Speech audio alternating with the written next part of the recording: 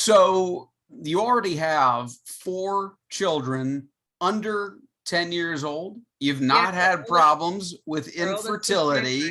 So why in the heck would you choose to put yourself through the time, the expense, and the physical experience of embryo adoption? Well, that's what we're going to talk about today. This is the Embryo Adoption podcast brought to you by the National Embryo Donation Center. I'm Mark Mellinger, the Marketing and Development Director at the NEDC. You can find out more about us by going to embryodonation.org. Again, that's embryodonation.org. And answering that question I asked just a moment ago today will be my guests, NEDC couple Alex and Candace Pombar. And I loved how we started the broadcast. I asked that question, and I was describing your situation, Candace, and you were already responding during the intro. That means that you guys are ready to go. This is our first podcast where, babies at this.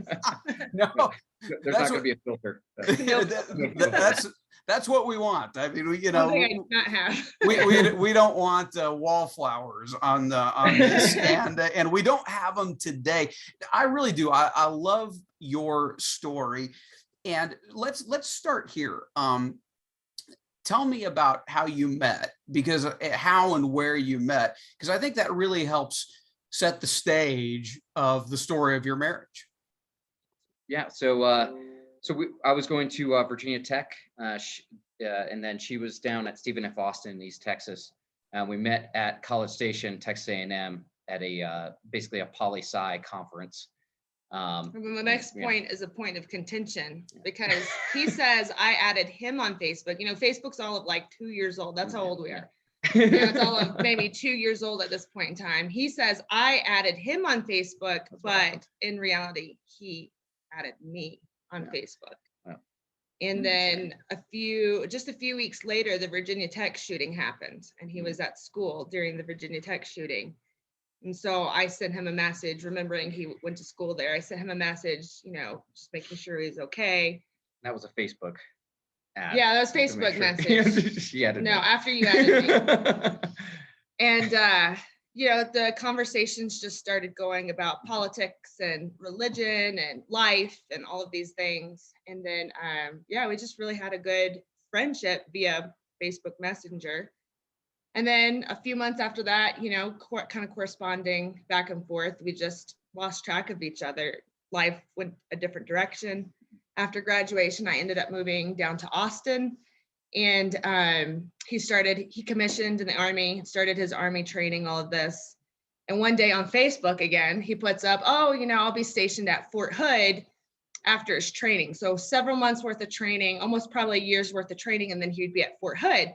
And so Fort Hood is pretty close to Austin, maybe an hour away. And I was like, when you get here, you should come visit, meaning like a year from now, when your training's over and you actually live there. And he was like, I'll be down next weekend then.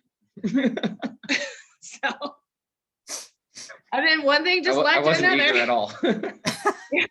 Well, now see, okay, so stop there. I do want to know this, because it is always interesting to hear how marriages and romance takes shape. So did you two think of each other as potential? Was there romantic interest at first, or were you really just friends and then it evolved into romantic interest? Or was Not one of you so you felt nothing? I was friend zone, totally. Like I was like, nope, friend. It's Alex. Yeah, and for me it was obviously I remember the first thing that, on top of she was very attractive. But when we were at Texas A&M, and then once we became, she friended me on Facebook, her Facebook profile was her with a shotgun, and I was like, done. And so, but then obviously, like as we got to know each other, I wanted somebody that held the same, belief system as I did, or at least close. And so once we got to talking, I was like, holy moly, like this is awesome. How much we agree. Yeah. Even though I was from Connecticut, I went to, I grew up in a very conservative family, which is like finding a needle in a haystack up there. So, and so but finding somebody down, from a different area but held the same beliefs was pretty important. So once we got to talking and that relationship kind of built up and I knew where she stood, once we moved into, dating and, and then looking at, when I was looking at proposing, it's like I already knew we only dated for 4 months. Well, because I already knew, like, okay, this is, I already know that this is a woman that I'd like to marry. And then we were just kind of both at the point of like, why do this? We were both doing long distance dating. Because I was at Fort Benning. I was at Fort Benning. She was in Texas, Georgia. still. Mm-hmm. And we're just like, why keep doing so this? much of our relationship, when he came to visit me in October, we visited, and that kind of started the talking process again of lots of on the phone. He's away at training, and then I guess it was about January of the following year, we said, okay, let's, if we're gonna date, especially long distance, like we're dating to see if this gets to marriage. I'm not just having fun. That's a lot of expensive trips back and forth, for something that's not going to work out. So we were very intentional, sort of had forced to be, under the circumstances. And then on top of that, we had to talk on the phone about just about everything. And so, yeah, when we got married, there wasn't anything we hadn't really covered. And it's been a good basis for for the foundation of our marriage, having those good communication skills and having to talk about everything, because we spent a good part of our marriage apart from each other and having to talk on the phone. So it's been I think it's been a blessing to not to get to know each other for who we were versus maybe all the attraction and the excitement of new romance. So yeah, well, it's lended itself to a very quick marriage. We were like, I'm tired of paying a plane ticket to come see you. Like, let's just do the thing and get it over with. Well, there's something that a lot of young people can probably learn from, and we should mention that Alex is still in the military. He's an officer serving at least 20 years, and we appreciate your service. So thank you very much for that, Alex. There's still a lot of distance in your lives. So as you talked about life while you were in the beginning, just planning getting married and everything and looking at your life together, was adoption something for which you'd always had a passion? Yes, for me, I felt at a young age that I just always wanted to help somebody in need, a child in need. Wasn't sure what that was going to look like, because I tend to be more she tends to be the planner. I tend to be more just optimistic and altruistic. Yeah. So I didn't really do a whole lot of research into it. I just knew it was something I wanted to do. We were 23 when we got married, so a lot of life to yet to be lived at 23. Yeah. And I think for me, I'd read books, about adoption and things as a teenager, and always tugged at my heart. But I wouldn't necessarily say it was a passion more than it was just, hey, this is interesting. This is, something that is good. And that God calls us to, to serve in some sort of way, whether that's actually doing it yourself or supporting other people who do. Every Christian is called to the adoption process in some form or fashion. So yeah, whether you call that a passion or not, I don't know. Well, yeah, and adoption is it's the gospel in miniature. We've said that many times. We're adopted into God's family. So yes, it's really a deep echo of the gospel. Right. Now, I mentioned that you did not, unlike a lot of our NEDC couples, and I'll just spill the beans here real briefly before we continue. Candace is talking to me as a pregnant woman, with her NEDC baby, NEDC daughter, if I remember right. Yes. Am I right about that? 25 weeks. Yes. Okay. Sir. So you're well along, and we're really happy for you. Yes. But unlike a lot of our families, you didn't have struggles with infertility. You have 4 other kids. I believe it's like 9 to 2 years old right now. 9, 7, 5, and 2. He'll be 3 right before this one's born. So yeah. Okay. So before we talk about, why you wanted to do this, I mean, how'd you learn about embryo adoption and the NEDC in the first place? And like, what did you think when you first heard about the concept of becoming pregnant with an embryo that had been created by someone else? Well, I had actually heard about Snowflakes, the Snowflakes program. We're in Colorado Springs, so Focus on the Family is right down the road from us. And so I had heard about the Snowflakes program several years ago. And so just in the back of my mind, didn't know too much about it, but kind of knew the general concept. And then when we had our 4 kids, and we're like, okay, I mean, if adoption's in our future, we should probably really start thinking about it, because we have no problem having our own children, apparently. So, and starting to plan in that sort of way. And we're exploring all the different, the international adoption, domestic infant adoption, foster to adopt. And obviously we're in a unique situation with Alex. We move a lot. He deploys pretty frequently. And so some of just our family dynamic and caused doors to close, and other things caused doors to close for whatever reason. And during this whole time of me really kind of digging in deep, it was the strangest thing. I kept hearing about embryo adoption, and I heard about NEDC. There was a podcast where somebody had, I was listening to a bunch of adoption podcasts, and one of your patients were on it, and it just kept coming up. But initially I dismissed it because it seemed like it was really for infertile couples. Like, I just thought, okay, I'm not infertile. Why? I mean, kind of move on, and as the door started to close, but yet I kept hearing all of these podcasts and books, and it was almost like God smacking me upside the head saying, hey, you need to pay attention. And so when I really started to dig in, I found out about both the Snowflakes program and NEDC. And you guys are kind of the two programs at the forefront in the United States right now. And I found out about all the embryos that are frozen in storage, and they need a place, to go, not just a home, but a womb. And,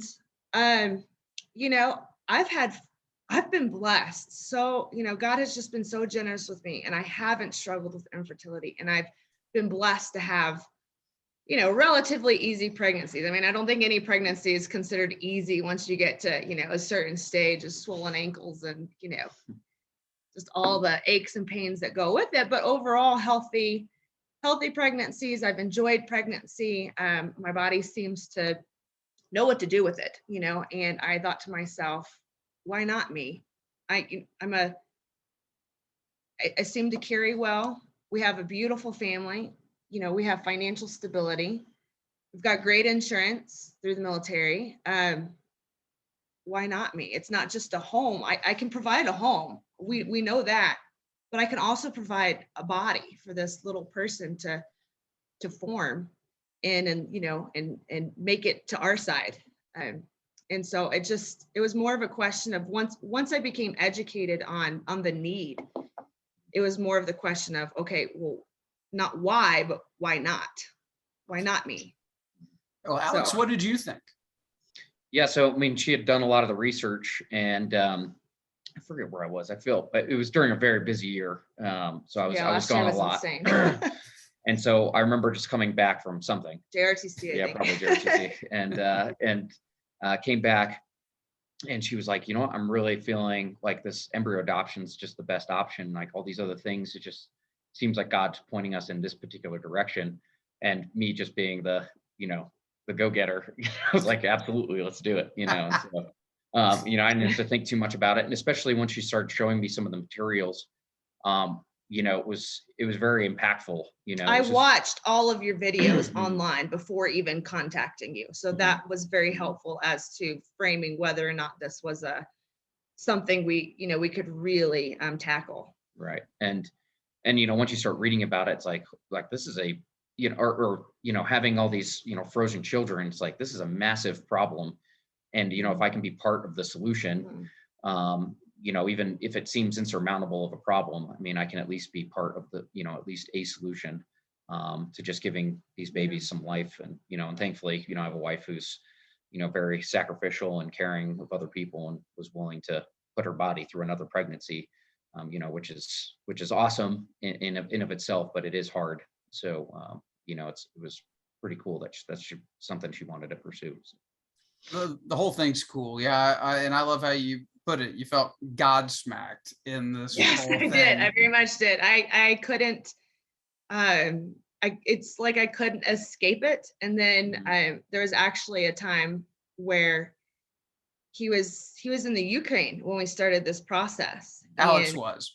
Yes, Alex was in the Ukraine at the very beginning when we started this process. And before I even made the $400, the $400 deposit, I felt like everything made sense in my head, but in my heart, I felt hesitation. But that's me. I'm kind of he's the like, yeah, sounds good, let's do it. He's the good balance to my caution. And so I just felt, a lot of hesitation, especially, it was in December, and, the November election had just happened, and it just seemed like the world was in chaos one way or the other. It just seemed very tumultuous. And as a mother, I'm like, I'm thinking ahead, and I'm going, how do we move forward? How do we, the world is not the place I grew up in, it seems. And, just trying to grapple with the hesitation I felt with what was going on in the world, COVID, everything. And then the head knowledge that, God just has led me here. And so I was actually listening to a totally different podcast, and they were talking about, as a Christian, what can you do to make a difference? How do you move forward when times just seem so unpredictable and kind of scary? And of course, they went through the typical things like pray, read your Bible, strengthen your faith, those kind of things. And then one point was have all the babies, have all the babies and point them to Christ. And I was literally praying. I was in the shower, and I do my best thinking in the shower, and I'm praying, and I'm like, God, I am a stubborn mule. I know this is what you want me to do, but like, I need a Gideon moment here. I need you to like push me over the edge and be like, go for it, because me, I'm just going to dig my heels in and find every reason to why maybe I shouldn't do things, even though it doesn't make sense. And as I'm kind of verbalizing this, then that said on the podcast, and I was like, all right, I don't know how you get more clear. Like, have all the babies and point them to Christ. And I think that same day I made the deposit. I don't know what podcast that is, but we're thankful. It was Allie Beth Stuckey, and she was interviewing Glenn Beck. Okay. Well, that makes a lot of sense. Thank you, Allie. Well, and it's a great reminder that no matter what the times around us look like, the one thing that never changes is this drama of redemption. Right. It is going on. It has continuously been going on since God created the earth and created man and woman, and that story of redemption and restoration, that ultimate story, can't be undone, and there's always going to be a role to play. And I like how you said that. God got a hold of your heart there, and have all the babies is certainly all the babies, point them to Christ. I love it. That's a big part of the solution. So okay, so you went through the NEDC process, and I want you to be really honest here. You don't have to worry about stepping on my toes. But if somebody is listening to this and thinking about going through the process with the NEDC, describe what it was like, and maybe what you wish you would have known or paid more attention to going into the process. Ooh, I felt very educated going into the process. Alex will tell you I researched things to death, to the point of, being almost frozen by how much type stuff. And I watched all of the video. Snowflakes has videos that are available on YouTube. You guys have videos that are available on YouTube. I felt very educated going in. I don't think I had too many unanswered questions going into. Of course, I also didn't have to deal with the infertility diagnosis and, kind of the uncertainty that comes with, hey, what's going on with my body? Or, trying to figure out if that process would work with your diagnosis. So that, that was helpful. But as far as any one particular thing, I can't really, I thought you guys were great. We did the snowflake, we did the nightlife, The family evaluation. Yeah, So the it wasn't a SFE, full right. home study. Mhm. We did do the family evaluation, and Beth Button over there, she was kind of my caseworker, or my head caseworker, and she was great. She is great. Very easy to access. We've collectively spent hours on the phone just talking through all sorts of things, what to expect. So I mean, she was great. You were great. Linda, once I got plugged into the medical side, like Linda was great. I really don't have any criticism. I mean, I do Alex? like how it was a little bit, what helped give me comfort about the process was, how strict it, or I guess comparatively to other, other adoptions that you can pursue, other people treat it like property. You all treat it as the human that it is. And then also going through a lot of those steps to, like, you're adopting a child. So we're making sure that you're the right fit for this. Right. And I really did appreciate that. It was extra work, but I thought it was great because you're trying to make sure that we're good parents. Well, it's about the children. I would say that was a big appeal. Obviously, you can go and get donor conceived, embryos at a fertility clinic, and it's a lot more straightforward, and you don't have the home study or family evaluation process. But we really liked how both NEDC and Nightlife through the Snowflakes program, it's about matching the parent to the child, not the other way around. It's about the needs of the child versus, the hopes and dreams of the parent. And that was really important to us. Yes, and you're absolutely right, and that's one thing that brought us here to this organization, is that the heart of the program, the reason for the existence of the NEDC, is protecting the sanctity and dignity of the human embryos, the children. We love that we get to help the donor families. We get to help resolve the moral dilemma, the emotional dilemma that so many of them feel. That's great. We love that we get to help embryo adoption families build their families. And a lot of those families, unlike yourselves, couldn't have children any other way. And there's a wonderful way that God provides it. It's beautiful, but it doesn't start with the adults. It starts with the children. And it's a great way to sort of dovetail into the last thing I wanted to ask you about. So, you went through the transfer, God blessed it. Obviously, now you're pretty far along. So what do your kids think of all this? What are those conversations like? Oh, they're so excited.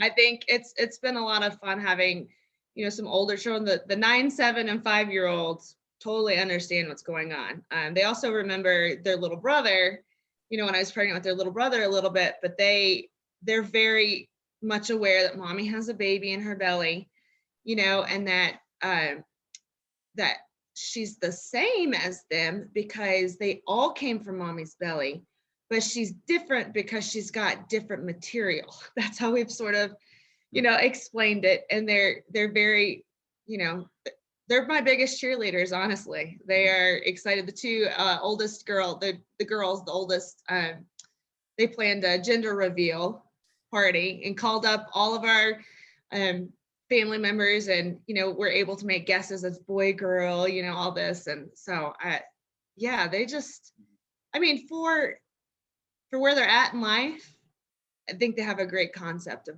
what's going on, and they're very excited. Yep. Well, we love hearing that, and we're so looking forward to seeing a picture of her when she arrives here in just a few months.